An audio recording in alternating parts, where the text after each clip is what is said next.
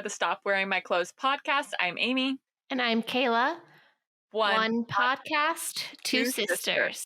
I feel like that was maybe one of the better times. This is episode 16, and it is going to be part 2 about mental health and how it affects your relationships with our cousin Sophia. On this episode, we get a little bit more into how it affects relationships versus just kind of all of our experiences. We hope you liked part 1. We neither of us have really talked. I guess Amy has talked a little bit about it on social media, some of her mental health sitches, but I haven't. So hope it helped. I don't know. We hope it was like relatable and like yes, you guys could take something from it. So totally. So this one will be kind of the same dealio, but it was just so good that we couldn't just make it one episode. We sliced it up into 2. And we have some good relationship advice too. That was really fun. Yeah, that was maybe one of some of my favorite relationship advice questions that we answered. So very excited about that. Until then, something very important has happened in my life. Let's hear it. So Taylor Swift. So my entire For You page is either Taylor Swift theories, just people loving her music, everything, or Couch Guy. And Couch Guy, if you know, you know. I can't. That would go into a whole other rabbit hole. But let's talk about Taylor Swift. She's re-releasing her Red album. November. It was supposed to be sometime in November. I don't remember exactly when it was supposed to be, but she just changed it. Why? And everyone's freaking out. And so she's changed it to November 12th. Like I think earlier. Yeah, everyone thinks it's maybe because Adele's, like, I don't know if you see everywhere. Remember when Adele's very first album, it was named 21 because that was the age she was? Mm-hmm. All of a sudden there's random, like the number 30 popping up all around the world. So she's thinking that, so she doesn't want to compete with Adele. I think that's why it was moved.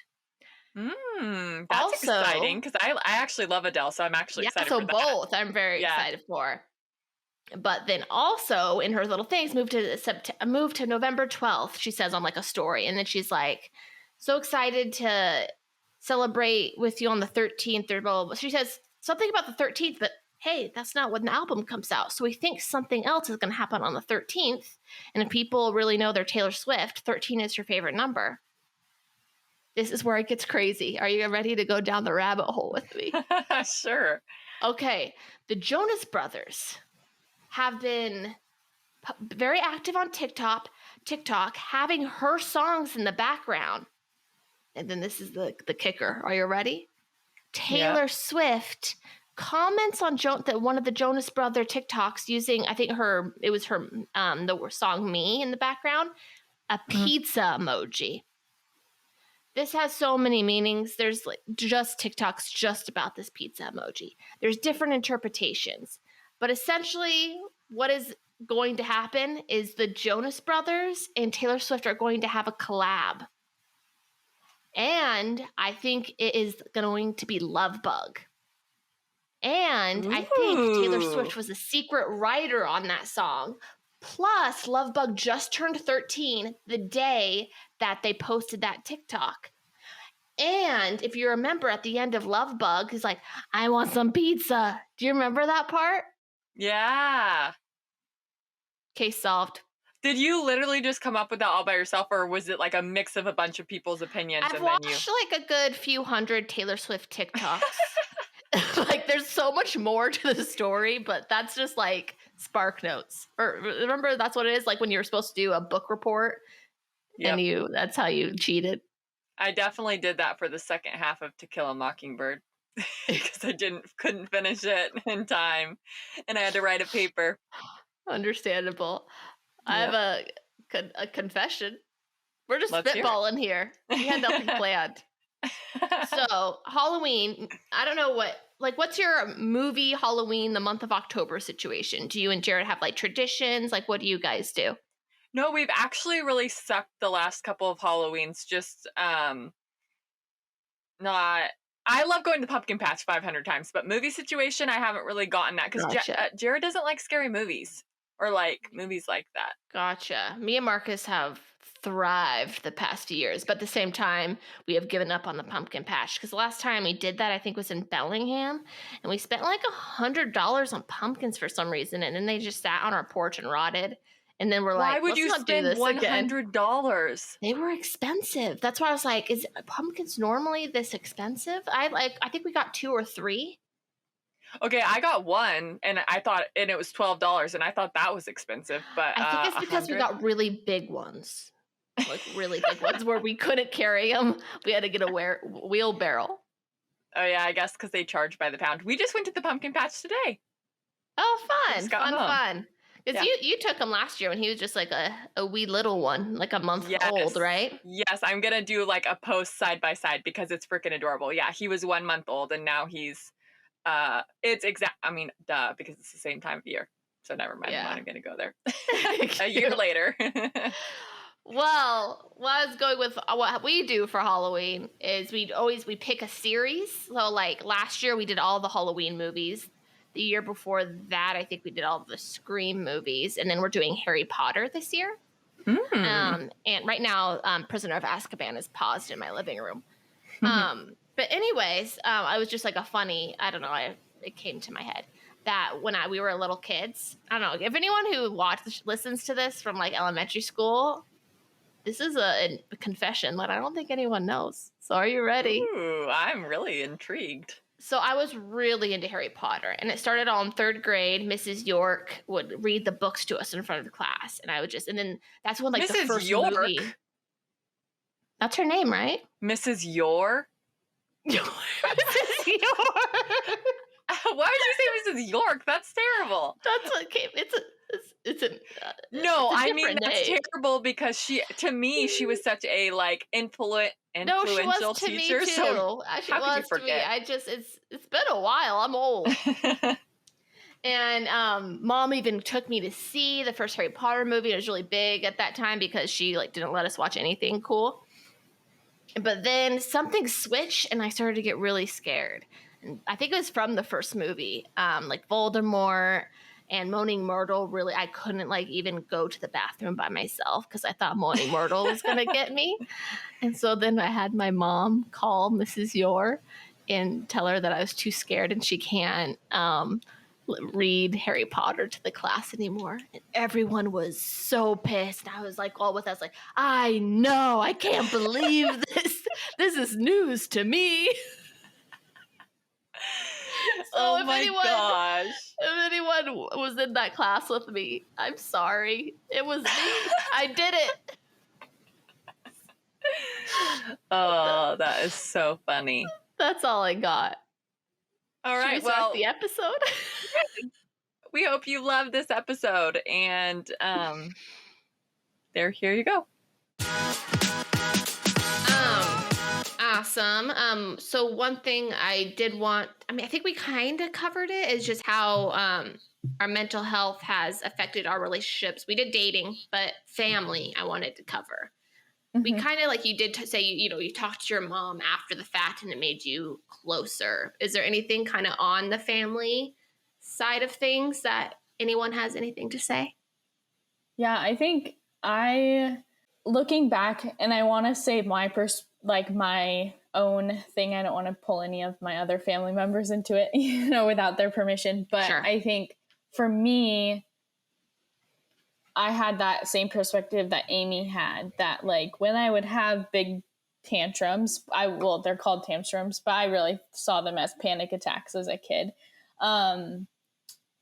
Like it was just, I felt that it was really hard for my parents to deal with. And then there was just that sense of guilt of like, oh, and I say it all the time to my mom too. Like I was a fucking horrible teenager, like horrible emotion, like all over the place, said awful things. And I think it was the combination of like all your hormones as a teenager, you're still developing. And then on top of having mental health struggles, like both of those, it's like the perfect storm of like, you're this like absolute, I don't like the word psycho or crazy, but like, you're just like wild and just like no control over your emotions. And so I think that was really hard for me, like when I was really little, and then when I was a teenager, of having, and like in high school I ran cross country, and that really helped me kind of regulate my emotions. Like I still use running as a good, like, getting everything out. But I think that was hard to have a relationship with them because we were really close. But then on top of that, like, when you're really close, you can act a certain way in front of people because you feel so comfortable around them. And so that's really hard when you're just like full on having a panic attack, calling people names you shouldn't be calling them. And so I think that's, and now into adulthood, being able to have those conversations with my parents on like, this is what's happening. And like them just having a better, like I said, like a better understanding of like who I am. And I think that also comes with maturity too, because definitely like been able to regulate my emotions a lot better around them. No, it's actually crazy to think that our brains aren't even fully like developed until we're 25. Mm-hmm. Isn't that weird? Like, that's super weird to me. Maybe that like finally like developed, and that's when I, at 25 is when I finally did something. Yeah. Amy, anything to say about family? I'm not sure if I do. I think it's too complicated. I don't even know that I can like put it in a box. I think I will say this. I think everybody in our like immediate family has a struggle with mental illness. And I think because of that, it wasn't very easy to communicate, especially in high stress situations. And so through that, I think it has affected us all, parents included, in our journey on mental health. Mm-hmm. Well said. Very vague, Ditto. but that's just Ditto. Yeah, it's like not our like place to go into it too much on other people in our family. So agreed. Friends is one that I really, really want to talk about because for me, I know it's affected friendships significantly. What about you, Sophia? Oh yeah. I think up until this moment, I feel like I have the best friends I've ever had in my life. And that's taken a lot of reflection on past relationships. Like I remember in high school having just friends that just like were not my people. And I say that because I don't like, they're not bad people, like they're great people, but like our personalities just didn't match. And it was just like a very toxic relationship. But because of that mentality of like, I don't ever want to lose important people in my life, that I'm slowly trying to break, is what kept those toxic relationships in my life. And so like in college as well, like I started off with a really solid group of friends. And then this past year, it was like, we moved in together, and then it just on top of COVID and then living with your friends and everyone's stress of how the world is, because the world like is just like one fucked up place right now. I love having an explicit podcast. I always click the explicit box when I post, and I'm just like, yeah, we're badasses. But sorry, go. No, I came swearing out of the womb, so it's just, I tried to get Amy to say the F word on the last podcast, and she refused. But we'll say it enough for the both of for her and us. There we go. If it came naturally out of my mouth, I would say it, but I'm not going to just say it just because you want me to. So I think. Sorry, I didn't mean to interrupt. No, you're good. You're good. I think I did a ton of reflecting in therapy about like my friendships and just realizing that like those friends that I had just weren't my people. It's just because we met in college, and like freshman year, you're just desperate for friends because you are just like, no one wants to be by themselves. And that makes me think of a quote that I saw, like, on Instagram that was like, I'd rather sit in loneliness than repeat those patterns and go back to those toxic relationships. But anyway, being alone is hard. So yep. I moved out of my living situation with them. It was a pretty difficult, like, friendship breakup, lots of fights, like probably the worst like fights I've ever had with friends, unfortunately. And I'm also saying, like, I'm not this innocent angel in this situation. Like, it was a very two-way street with the conflict. But I lost my train of thought. Oh, I moved into an apartment, and then I kind of started fresh. Like, I started a new job as a camp counselor and found just like the most amazing people. And also I want to credit I call them my family at BPM, because people matter, because like during that whole period of time where like I was having fights with my friends in the house, having really bad panic attacks, super low, feeling super alone, like I always had them to go back to. Like I would go spend the night at one of my friends' houses. I would like, I'd go on walks and like hang out with like folks at BPM, and just like, I always felt that I could call them and they'd have my back no matter what. Having that community, that's like important. Oh, absolutely. And so, I feel like now I have a better gauge of like who I want in my life as friends, and like really like feeling like my body of like, okay, when I'm hanging out with this person, do I feel like myself? Do I feel like I can share and be genuine and real? Do I have a lot of anxiousness and feel like I have to impress them? And just kind of those two, like, okay, can I be myself, or do I feel like a lot of anxiety? And so that's kind of how I've gauged friendships, and realizing too that like I don't need to have all of these friends. Like I just need a couple good friends who have my back. And also like doing things by myself too is great too. I don't always have to like have a friend to go and do something. I could go do it myself.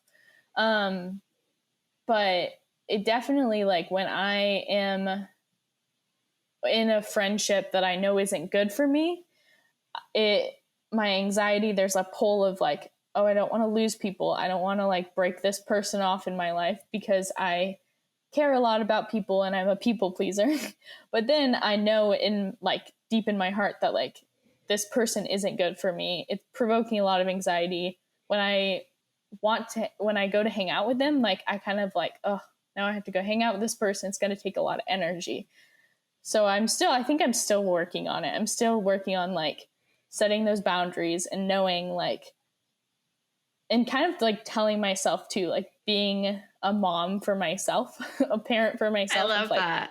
No, this is not good for you. Stop it. No, and I actually think like you're like 21, like, and already being in that journey and on that spot with that is extremely impressive, because I definitely was not there at that age. So, I mean, I'm really excited for you and like where you are at your age. Cause I just feel like, not that I'm just like so much older, I'm not a grandma, but like, I don't know. I just like, I'm almost a little jealous of just like, I wish I was that self-aware. Like, oh, I could have avoided a lot of tough situations. You know what I mean? It's also like generational too. Like the time I'm going to college is significantly different than like, also just like our life paths too. Like, sure, you being married at like, I cannot even imagine being married right now. Oh, it's like, cray. It's cray. Yeah. Sometimes it's just, I just feel kind of 16 inside. Like, I feel like I don't feel like an adult at all. So it's just the fact that like I've been like married for 6 years with the same guy for 10. I'm just like, am I like 50 years old? Like, I absolutely love, like, I feel like I just learned a lot from you with what you were just saying about Can I just say something really quick? You two have a lot of similarities with mental health. I feel like mine's a little bit of a different like situation, but you guys have a lot in common. Yeah. And I've never actually thought about thinking of how you feel with each friend and like gauging that as a reason to continue the friendship or not. Mm-hmm. And I also think, just from my experience, you can start a friendship and it can be wonderful, but then it can play its course and then you can start being anxious. Maybe something happened, maybe whatever. And I'm someone like you that I do not want, I'm like loyal to the end. Like it doesn't matter. I will keep that person in my life because I feel like I just love people so much. And that can be an issue because some people are meant for a certain part of your life and they're not meant for the rest. And does that make them a bad person? No. Does that make you a bad person? No.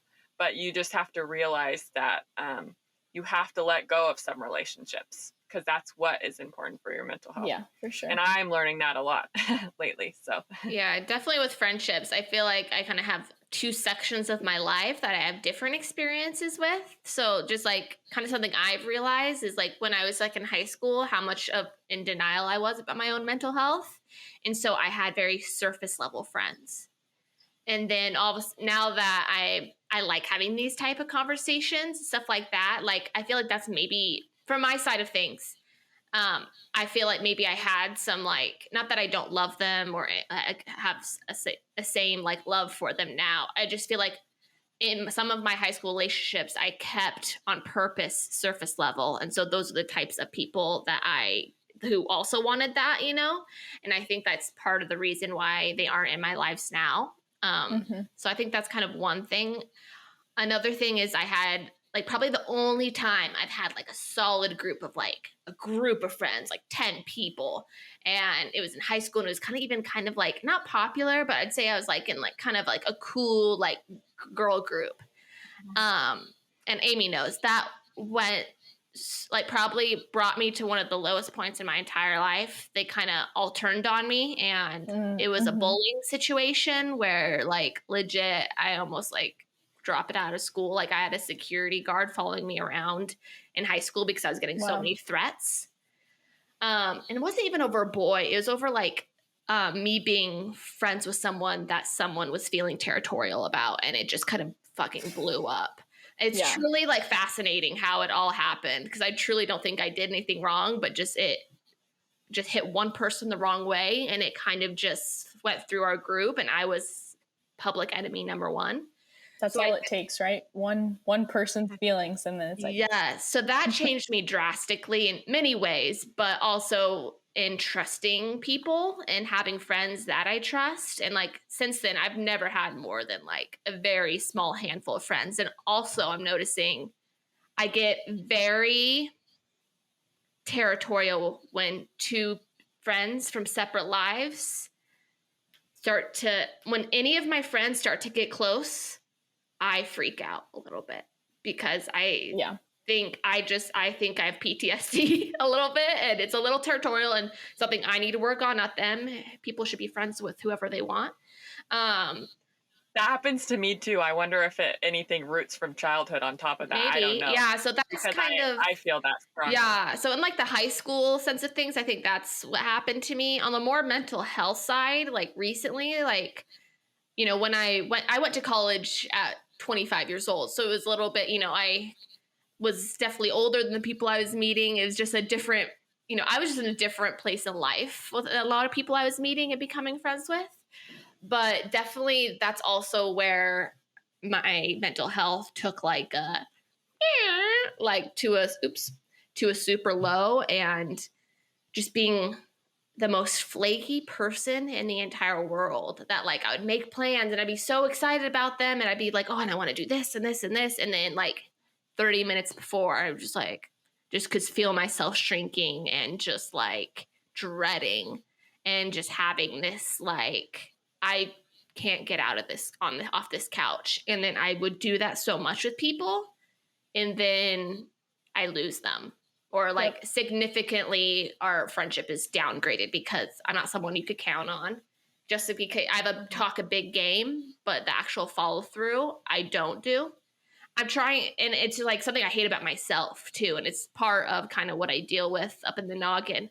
But that's been my main struggle with friends, is me not being a good friend, and me like just leaving people in the lurch and just canceling plans. And it's just really hard for me to make plans ahead of time, and because I can't tell you what my mental state will be on that day or that moment. So that's something I've really struggled with. And I would say maybe lost a few, but mostly like I feel very downgraded in some friendships, but I don't blame them. Yeah. And I also have had that experience too when I've been struggling of like, I will make plans and then either immediately after texting someone of like, hey, you want to hang out? Or we make plans and then like the day before or like the morning of, I'm like, actually, I'm not feeling it. And I have like, I think probably would have been like one of my best friends all of college. Like we lost that friendship because I was always doing that.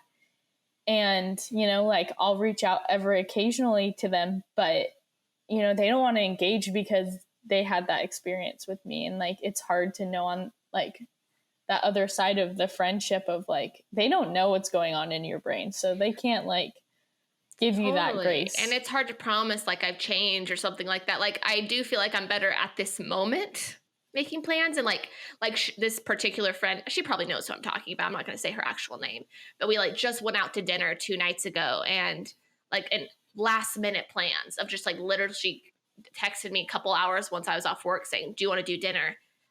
There is so many times in life, especially like in college, like that would have been, she probably wouldn't have even asked just because she knows it would have been an automatic no.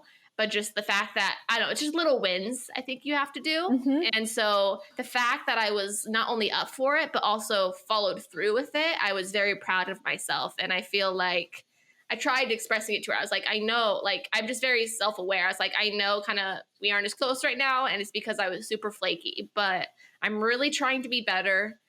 And I hope this kind of helped you know, let you know that it's like action too, but like it's just like sucks. It's like hard. Like, yes, I want to say that I'll be better, and I can't fully promise it because I'm a fucking mess usually. So yeah. Yeah, I'm like that for sure. I've experienced a lot of social anxiety though. I think that has affected even just like the amount of friends I have, because I'll get people like wanting to hang out with me or offering to hang out or whatever, and I just like panic instantly. And it's like I want to have friends, I want to have like these deep relationships, but like the getting to the hangout aspect of it is so hard for me. Because I just, and especially new friends, like that is the most terrifying thing to me ever. I don't know why, it just always has been. Or like in high school, I would try to go to like a party or something. I would sit outside for a good 20 minutes panicking because I was like, I don't know, what if I don't know anybody in there? What if I blah, blah, blah? And going into a new place alone, yeah, right, not going to happen. So I feel like kind of like you're saying, Kayla, that it's not even something that I have like figured out the magical answer to, because it's still something I struggle with a lot. And I get on this kick where I'm like, I want new friends. So I text people and I'm like, let's make plans. And then I'm like, please cancel. Like once it gets closer. And I feel so bad because it's like, if someone did that to me, that sucks. But I feel like it must be a lot more common because I feel like I'm getting canceled on just as much as I cancel on people lately. So I wonder if probably also the world maybe upsetting other people, just like, you know, the stress and just kind of everyone's kind of on edge. Definitely social anxiety, like definitely when I was younger, I feel like I've got a lot better of like being able to be more confident in social settings and big set. Like I actually feel like I almost thrive in that now, which is really interesting. Like it gives me kind of energy to like I feel like a lot of times I can be like the life of the party, or I can, you know, I'm witty, you know, I feel like I'm really good at that. But I remember like in high school, like there'd be like group hangs, but it was really just for me to hang out with this boy. And like literally I threw up before, and I couldn't even be present because I was just like, Mom's like, oh, are you excited? She's dropping me off at the bowling alley because that's what you do in Kelso Longview when you're doing a group hang. And I would just like No, I'm not excited at all. I'm excited for it to be over, and then I'd walk out. It would just be done, and then this sense of relief after it was over is like being on drugs. It's just euphoria. I feel like I use that a lot, but I promise I'm not a drug person, but still. That's why I really value my long-term friends. And it's hard for me to let go of some of my long-term friends just because it's easy. Yeah. Just like also with family, they can ask me to hang out. Yeah, like I don't have to think about it. I just get to go and just be me and not worry about it because you already know me. So I don't have to worry about what I say because you know my heart. Like I don't have to, I don't know. So maybe it is a confidence issue. I don't know if maybe that's what it is now that I'm saying it all out loud, but because I don't feel like it's like I think people aren't going to like me. It's just like the aspect of I hate silent moments. I have a struggle with silence. And so when those silences happen, it's like instant panic inside me. And so I feel like I've really tried to practice being okay with silence because I think if I was okay with silence, then maybe I would have less social anxiety. I'm married to Marcus. It's all like we go through hours and hours of silence, but we're actually like okay with it. Yeah. Like we'll just like he'll pick me up from work and we just won't say a word to each other like through the whole ride. And I feel like that's like the true comfortability level, you know? Yes, for sure. Yeah, because I'm okay with silence with Jared, for sure. It's just like new friendships. It's like they'll probably, during that silence, I'm like, they probably think I'm boring. They probably blah, blah, blah, blah. And it's like, I highly doubt they're honestly even thinking about me. They're thinking about themselves. About what they want to say next. Totally. Yeah. It's ridiculous the amount of pressure and thought that we think people put like on us. People are not thinking about us. They're thinking about themselves. Yeah, everyone's so selfish. They never think about you, including myself, most likely. One question that I thought would be good for each of us is what has been a relationship that has surprised you in your mental health journey, like better or worse? Mine's a little different. Mine is with actually a guest that we met at Night Strike. And this is why I love Night Strike, because first, I think that there are... When you say guest, can you be, and what does that mean? Yeah, so kind of human dignity, human being. We like to use the word guest of the people we serve, just because it's like, it's kind of like, I'm trying to think how to describe it. It makes sense. It's like on a retail, like they stopped you saying customer and you say guest because it makes it more like hooty tooty. And more like just welcoming of like, they're welcome here, you know? Totally. I get it. But it was a gentleman that I haven't seen him since. And so why I say this is I think that there's different angels that appear in our lives that kind of like, we need them during different moments. And I think he was one of my angels because it was on a night that I was really struggling. And I kind of pushed myself to go to Night Strike on those nights because like, I know that one, service kind of gets you out of your head.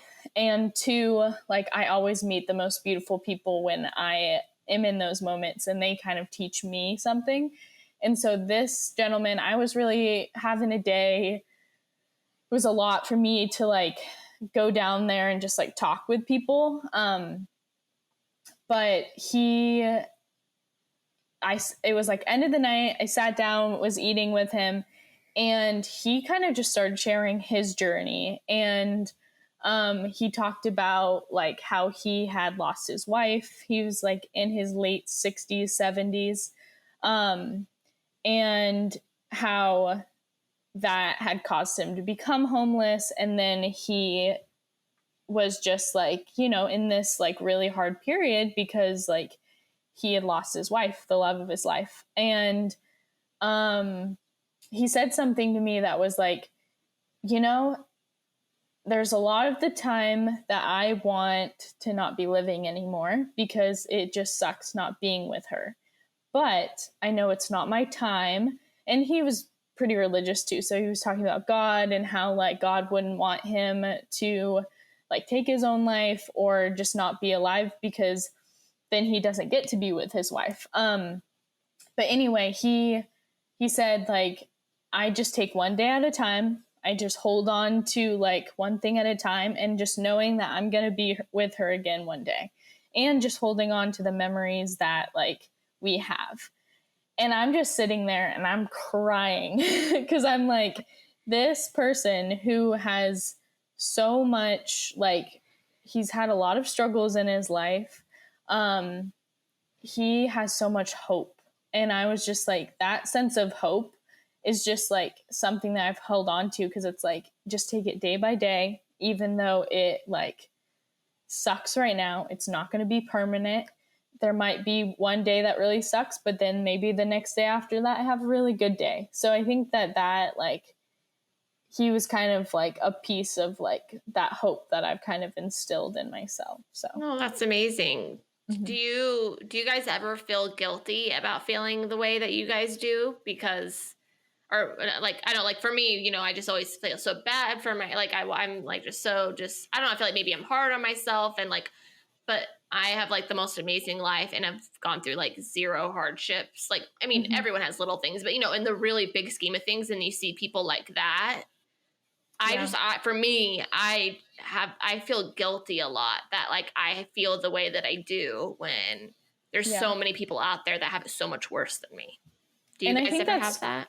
Common, yeah. And I have done a lot of that, like, invalidation of my own feelings too, because of like, regardless of like, yes, I have a home, and yes, like I have a stable family and all of that, like doesn't give me permission to like invalidate my own feelings around things. But I'd say with that piece of it is I kind of channel all of that energy of like feeling bad about something that I have that someone else doesn't, and knowing that like, okay, I have like the privilege to be able to serve people, and the privilege, like, I think that like if you have the resources and the privilege to serve others, like, go do it. Like, it is a waste of resources to not do that.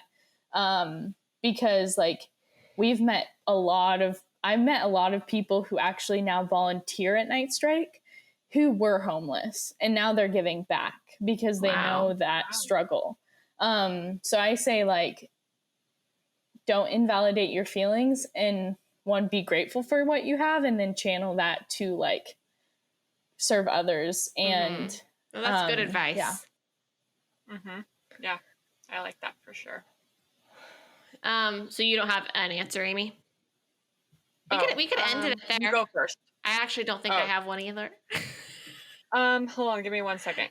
I just feel like I can't beat Sophia. That was a good one. Okay. I will say that my mental health has changed a lot during motherhood. I haven't really talked about that yet. I feel like there's a lot of new anxieties that I haven't experienced before. And then also when I experienced my dark times or depression where I didn't want to do anything, I had the option to not do anything. I could just lay in bed and not do anything. But now, like, that's not an option anymore because I have to wake up every morning, and I'm not a morning person. Let's just start with that. But I have to wake up every morning and take care of this other life. And I'm so blessed by that. But it is also, it's a lot, and it's an adjustment for sure. And through that, I feel like my relationship with my mom has actually like grown a lot through my mental health. I'm really able to talk to her about how I'm feeling, and she's been able to support me more than she would be able to before, just because we relate on a new level. Not that that relationship has surprised me, but just kind of being able to lean on my mom more through this new journey. And I wouldn't say that I've necessarily had like really bad postpartum depression or anxiety, because it's something I already experienced. So it's not something new for me. But I definitely have had to really lean on people in a new way, because I'm not just myself. I have my son too. I guess the only one is like I have a friend from high school where we've kind of had our ups and downs, but we've surprisingly, I feel like when she had her first kid, I don't know, there was just something that we just got close again. And I also think because that was also around the time where I started working on myself, we have been able to get to a type of closeness that we didn't even have when we were like high school besties. So I think that's been pretty cool. And it's not necessarily specific, like us like bonding over mental health or anything, but just because I've been working on my mental health and myself and me growing as a person, I feel like we are able to have a relationship that's on a different level. Mm-hmm. All right. Relationship questions. We do this with every episode. Sophia actually posted on her Instagram to get some relationship questions, and we got some really good ones I'm excited about. And then later we'll also be playing a game. So stick around. Don't swipe yet. I don't know. Do you swipe in podcasts? You know what I mean. So one thing we like to do before getting into the relationship advice is we want every time we have a guest to say the best relationship advice that they've ever been given. Because we're stockpiling up this crap and just getting it all up in our noggin, absorbing all of our smart guests' wisdom. So do you have that for us, Sophia? The best relationship advice I got was from Katie, former Bachelorette. And love her. Her quote was something about how, like, the biggest thing we can give is our time to people, and we should like really be cautious of like what we give our energy to, who we give our energy to. I think we focus a lot on like what someone else is giving to us, but when we should really be focusing on like what what we're getting from others. And I think that that's like super important to focus on, and like who you're choosing to spend time with, how your energy is being spent, because like people come and go in your life, and like you are the one who are going to remember those like moments and how you spent your time. So that's my relationship advice I was given, that from someone I've never even met. I love that it's from a Bachelorette too. It warms my cold heart. We love Katie. Yes. Amazing. Well, that's a great way to start. Amy, you're up. Here we go. How do you stay friends with someone you used to sleep with? That's a toughie. No, I don't think that would. Okay, I think the better question is, do you want to stay friends with someone that you used to sleep with? Because, I mean, you really need to make that choice first. So I guess if you really want to stay friends with them, you just better hope that there's not still lingering feelings. Because I think that if there's still lingering feelings, then you're going to have a hard time maintaining it at a friendship line. So maybe like setting firm boundaries with that relationship. Like maybe you only hang out with them when you're in a group setting, and like that's how you stay friends or whatever. Because I know that if I probably slept with you, I'm going to want to do it again. It's that comfortability, like you know? Yeah. I'd rather sleep with someone I already have than someone new. I mean, you know what I mean? Like if I don't know. I got married at 22. It's really hard for me to answer this question. But if it was like my daughter or a friend of mine, this is what I'd say. I think yes, and the best what am I saying yes to? What is the question? Can you? How do you? Or I guess how? How do you stay friends with someone you used to sleep with? Okay, so that right there, they want to stay friends with them. So I think the best way to stay friends is maybe initially getting some space.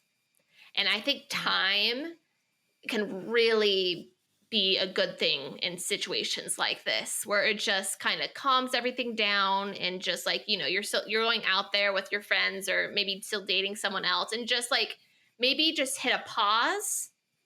And then when you're in a good place, you know, that's when you can initiate friendship again. That's what I would do. Yeah. That's what I would like to say that I would do. I think that'd be a responsible thing, but who knows if I'd actually do it. Yeah. So like, I cannot, like, even if it's been like a long period of time, like I can't connect with that person on a friendship level, just because it's like I feel too connected to them in a different way. And so I think that for me personally, I can't do it. I think it's good to, like Amy said, like set really firm boundaries and make sure that you have like really solid, clear communication. Because I mean, I tried to be friends with someone that we like slept together, and it just like got really messy. And then, you know, it just, at least for me, it's just not a possibility. I can applaud people who can, and I have friends that can, but not me.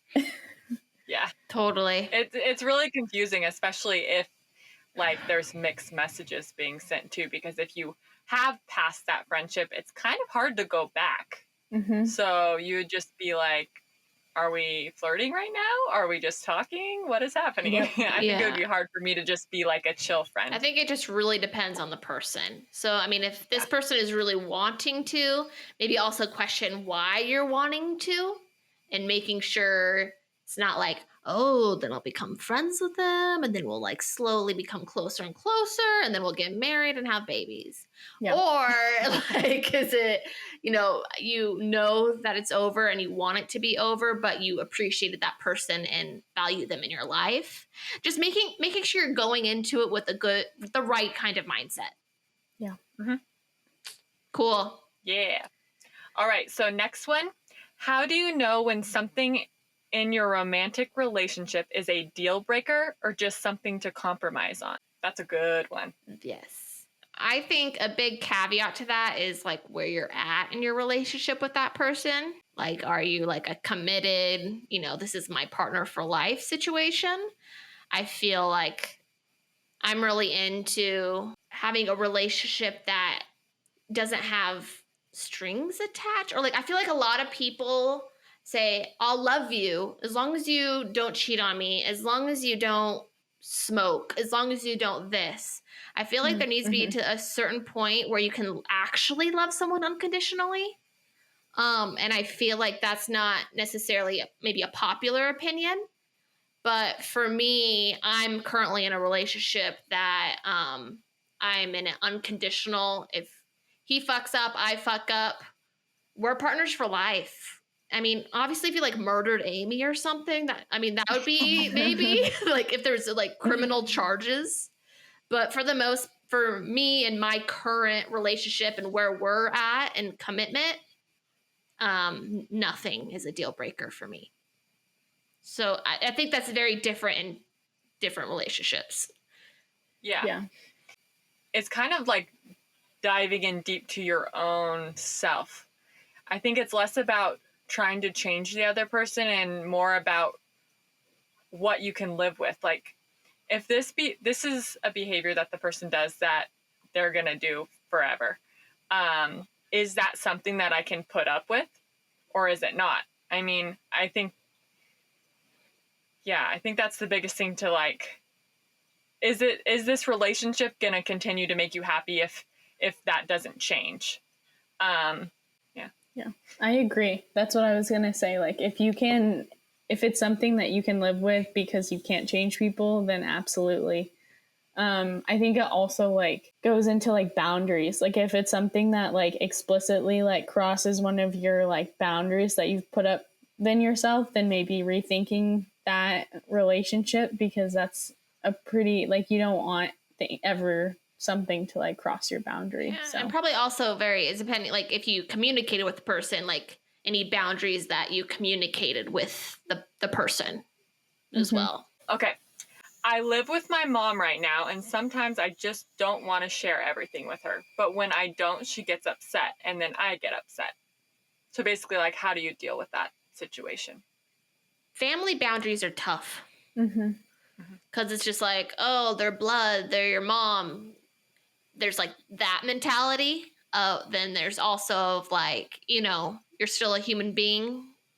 Yes, you were birthed out of your mom's vagina, but you didn't ask to be born. You are here and you get to make your own choices. And I'm assuming she's an adult. If she's 18 or over, you have to set yourself boundaries for yourself and with your family members. Yeah. What do we think? Yeah, I think I agree with that. I think it's hard when you are in a place where you want to set boundaries, but the other person isn't respectful of that because maybe they have a different opinion of what the relationship looks like.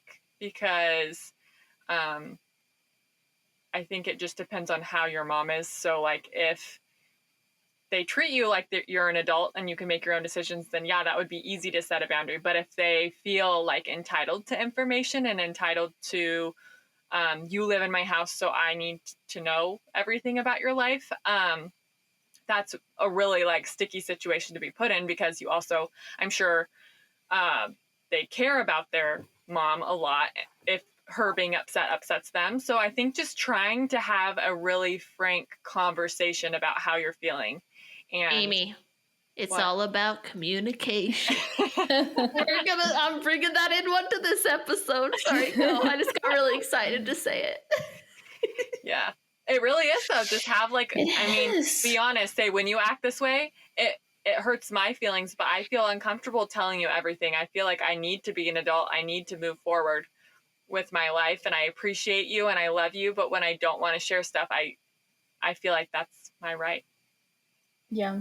And coming out of it, of a place of love and kindness towards other people, especially towards family members, that like they're doing it hopefully out of good intentions, but the impact of it is like, no, you're actually like, it's hurting my feelings because I don't want to share everything with you. So just like, I don't know. I love you. I'm sorry that I can't share everything with you. That's just where I'm at. I'll share other things with you, but. And I guess if she's not in a place that's going to be receptive, maybe find a different living situation if possible. Like you just, you need to take care of yourself and what you need. And if that's like really draining you or becoming a part of your life, that's just, I know Amy's advice is probably better than mine because I have a different attitude with stuff like that. She thinks about other people's feelings more than I do. So, but yeah, so talk to your mom. I'm sure like maybe she doesn't even realize you feel this way. You know, you have no idea kind of what's going through another person's brain. So talk to her. I'm sure if you guys like have a good relationship, and the first thing, if you're worried about what she's gonna say, you most likely have a good relationship. But also just make sure you're taking care of yourself, because the whole on an airplane, mask on yourself before other people. Yeah. Yep. Even if it's your mom.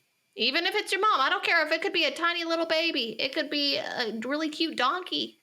Have you guys seen baby donkeys? They're really cute. No? I'm pretty sure I've never seen a baby donkey on a plane. No, I would love to see that. I moved away from the plane scenario for a second. How much have you been drinking tonight so far? 0. Oh. I'm just a lovely person. Life. I'm jolly. I'm like Santa. Next one, Amy. Okay, this is the last one. Answered. Okay, let's make this one good. Yeah, and it's a mental health question, so awesome. Very fitting. There we go.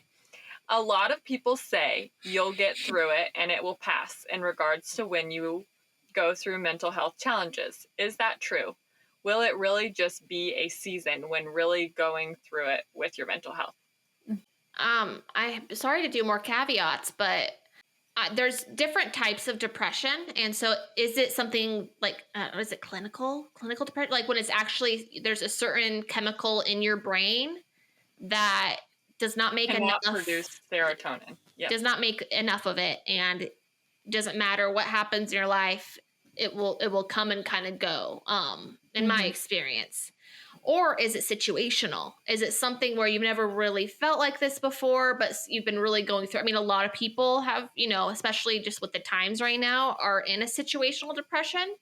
And then plus, if there's any personal things going on, like that could just pile up. So kind of first ask yourself that if you are already diagnosed with depression and you're just trying to figure out how to go about those kind of bouts of those low times. I'm still tring to figure that out. Do you guys have any good answers for me? I would say that you're never gonna stay in that low spot if you like the sun, like your quote. Yeah, like but you have to do something, as challenging as it is, whether that is trying to get to therapy or even just reaching out to a safe person. I think that like it will get better than the current moment that you feel like you're lowest. And I've always seen, at least for me personally, in my mental health, like I always see it in seasons. I see it more as that like situational depression, like something happens or there's just a period of time for me that's just like really hard. And just knowing that like on the other side of it, it's going to get better for sure. But it is a matter of like the idea of like no one's gonna save you. Like you have to, I mean, I've had people in my life that I feel like when I've been at the lowest, they have saved my life. So I should probably take that back. But you are going to have to take care of yourself. You still have to be an advocate for yourself. Mm-hmm.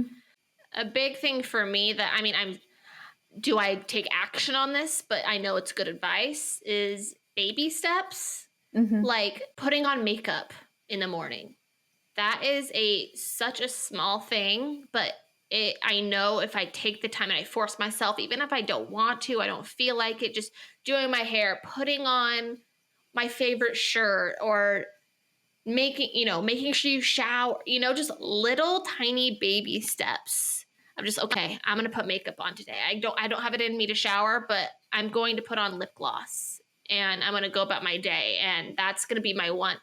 It's so silly, like the way your brain is, but sometimes those little things and also a bunch of those little things really add up and like spark something, and you just feeling that little bit better about yourself, or how you present yourself could be something that turns your day around and gets you out of that. I know, little things like that have helped me where even though I don't want to, it's truly like the worst possible thing to even think about, like lifting my hand and doing mascara. And like, I've been in those lows where it's truly like, it feels like it's flying a plane, but it's just those simple little baby steps that help me sometimes. So maybe they could try that. Yeah, that's great advice. Mm-hmm. You got anything? Yeah, so I would say for the most part, I feel like, yes, it will pass. You will get through it. If you're just sitting in it, it might not for a longer period of time. And like you guys have both said, it's easier said than done, but you have to do something proactive to make a change. And it might take a long time before you can get out of it. And it's not going to be easy, but it's so worth it, because then the next time you feel that way, you are even more hopeful that happiness is going to return. Mm-hmm. And yeah. So for me, I actually feel like it can even be like weird for like 5 days. I'll be totally fine. And then I will feel terrible for like 3 days. And then I'm like, okay, I need to change. I need to do something. And just like having a routine, I think that's something that just in general for mental health, having a routine is so good for your brain and for your mental health. Like, and finding the things that help you. Like Sophia, you said you like to run. That helps you work through your emotions. And I haven't done this enough, but when I do, yoga is magical to me. It's like the only thing that will shut my brain off. My anxiety makes me have like super racing thoughts, and I like won't sleep and stuff because of them, and I have a really hard time. But like finding some way to like move your body is so good for your brain. So good. Yeah, I think that's like I only did it for a few days. Like I said, things are harder done than said, or said than done. Easier said than done. Thank you. But yeah, like for 3 days, I did like every day, I just like jogged around the block from my neighborhood. And it really helped me. But then, life happens and motivation, lack of happens, and I didn't do it again. But it's just like those little things of like adding to your routine. Like I said in previous episodes, like my skincare really helps me, just like feel like I accomplished something that day, even if that's the only thing I did. And those little things help. Yeah, and giving yourself grace. If you have a day and you can't get out of bed and you just need to lay there and you need to feel all that you're feeling, that's okay. Yep. Like you're not true. A failure. You're not anything. Like I have definitely like called into work sick, and I am sick, but I'm not the sick that people think, you know, when you call in. Like I just needed a day. I needed a day to sit at home and do nothing and have no responsibility and just feel my feelings. And that is just as strong and smart to do as any other thing sometimes.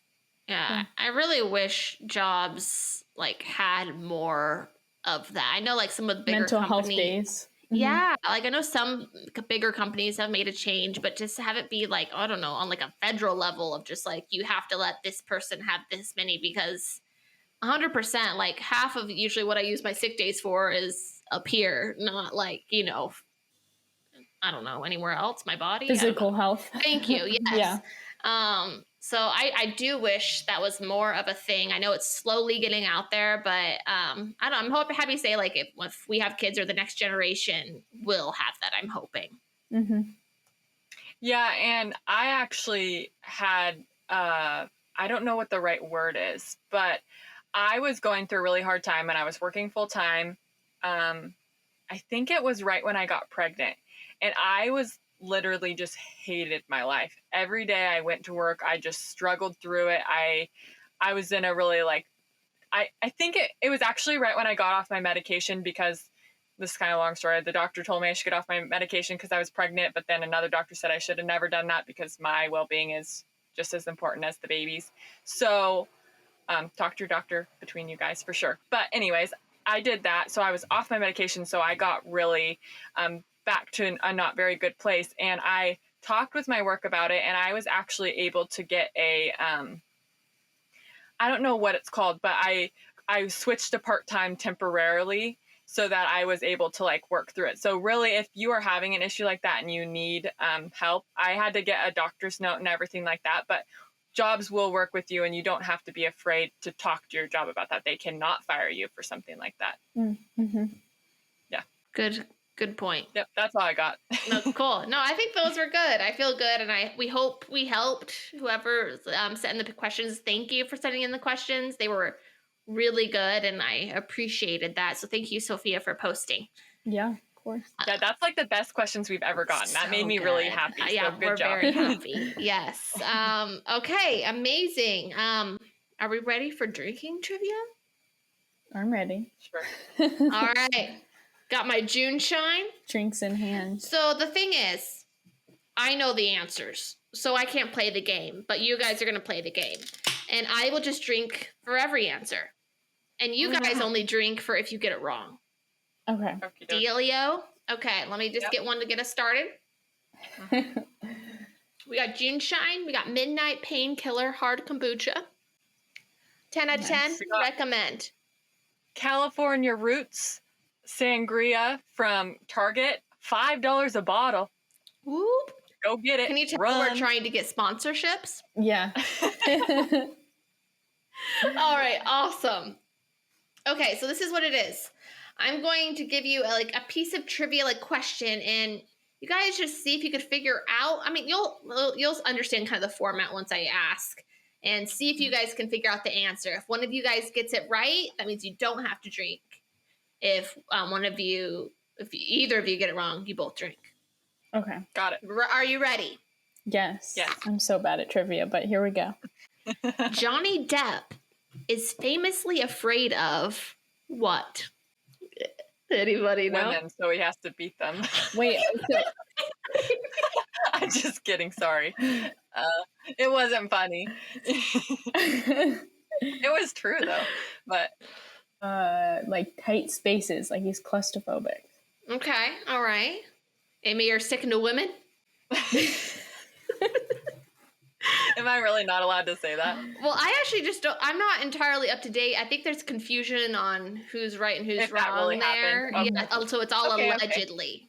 but I take it back. He's not afraid of women. No, I boycotted his movies for a while, but now I'm like question marking it. I don't understand. I don't know what's going on. So I need to figure out if I can watch his movies again. So anybody, if you guys could let us know if we should support him or not still. Yeah, I think that's a toughie. Do you know anything about it, Sophia? It sounds to me a lot of like the he said, she said kind, like it's not tough, and I want to like support women, but then it's hard because yeah, because there's domestic violence among men as well, and I think 100%. That's something important. So that's my 2 cents on it. Okay, my answer is he is afraid of spiders. All right, countdown. I don't like the countdown. Never mind. Answer. Clowns. He's afraid of clowns, which I think it's interesting because he's like... Bottoms up. Oh, yeah, both of you guys drink. Mm-hmm. I think it's interesting because he's, did like Edward Scissorhands where he's like all white. Like, I don't know. He's had some very interesting like costumes and like almost somewhat clown-like in a lot of his roles. So and I find it hilarious that he is afraid of clowns. Must be like some weird childhood thing, right? Okay. Oh, and then I just drink for the game. All right, next one. In California, you can't legally buy a mousetrap without having what? Are you serious? Is this real? These are all real facts. Like, you have to prove you know how to use it? Like a manual? Like you can sign up? Well, I don't know. I was thinking like something like a sedative so that the mouse is actually not experiencing pain. Oh, like a more humane way. Okay, that makes sense. Both of you need a drink, though. You have to have a hunting license. Are you kidding? That literally makes no sense for California. All right. Third question. It is illegal to do what in French vineyards? Pee. Solid answer. Public indecency. All right. Get naked in a vineyard. Can I do one more guess just in case it's true? Pick the grapes. Oh, that's a good. Well, it's stealing, right? Yep. The answer is land a flying saucer. This is an actual law in France. Where did you find this crap? On a website. I don't have it in front of me because I had to write it down because I don't have a printer. Well, I hope it's reputable. Drink. Check your sources. Drink. If you want to know more from Sophia, she does have a private account, but if you follow her, will you accept? I may. If you seem cool. If you see, she's very selective. So go and try to follow her. You may or may not be her friend. We'll find out. But it's like kind of like the hard. She plays hard to get. So once you become her Instagram friend, she posts fun. She posts good like quotes, and look at her. You get to see her face. So follow her. Thank you for being on. Oh, we do a... Yeah, you're wonderful. Seriously, I'm so excited for this episode. We're going to do it in 2 parts, so I'll keep you updated. And then we cheers up to the camera to say goodbye. Okay, we really hope that you enjoyed that episode. We had a great time making it and just diving in deeper to mental health. We loved talking about that, actually. We just feel like it was really an opportunity to open up to you guys, and we would love it if you guys have any questions or just want to talk with us about our experiences and share your experience. We would love that. You can email us at stopwearingmyclothespodcast@gmail.com. And the best way to support us is also giving us reviews on Apple Podcasts, clicking that 5-star, plus giving us just like a little, like, it could even be like, hey, cool podcast. It doesn't have to be a novel. That really helps us in the Apple algorithm. And make sure you follow us on all of our social media too. We've got it all. So say a social media, we're on it. Yep. And like and subscribe on YouTube. We are going to do a little bit of a change. We are going to start doing our relationship episodes every other week. So our next episode will be our relationship episode will be coming out October I think it's 18th. It's the 18th. Our new episodes will be every other Monday. So today's Monday, if you're listening to this on the day it comes out. And so it'll be not next Monday, but the one after that. So just every other Monday, expect a new episode from us. And we're just going to try this out, see how it feels. We'll still also be doing our weekly Bachelor recaps. And we just want to be able to to give our all into our episodes. And we think maybe timing them out a little bit more as we figure this whole podcast thing out might be the best option for now. So we'll definitely revisit it, but hope you understand and make sure you keep listening or watching, however you want to do it. So our next one, though. Yeah, I'm like really excited about it. Oh, we just did it. It's going to be our Halloween episode. And Amani Butler is our guest. And Kayla, tell us more about that. Yeah, she is the owner, CEO of Rayon Collective, which it's a very, let me see exactly what she is. I just want to make sure I get it right. She is the CEO of Rayon Collective, which is a gender-neutral wellness brand that specializes in tarot and astrology. So she does both of our birth chart readings, and she kind of does it in the skew of relationships and different kind of categories of our lives. And then we do an impromptu tarot card reading where the devil card comes out. So who is it for? What is it about? You'll have to listen to see. Gets pretty wild. It was actually the coolest thing ever because I know nothing about that stuff. And I don't think Kayla knew that much either.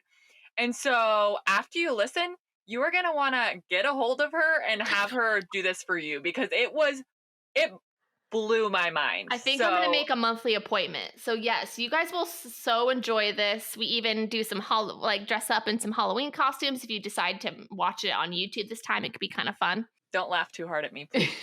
we looked fabulous. All right. Thank you. Bye. Bye.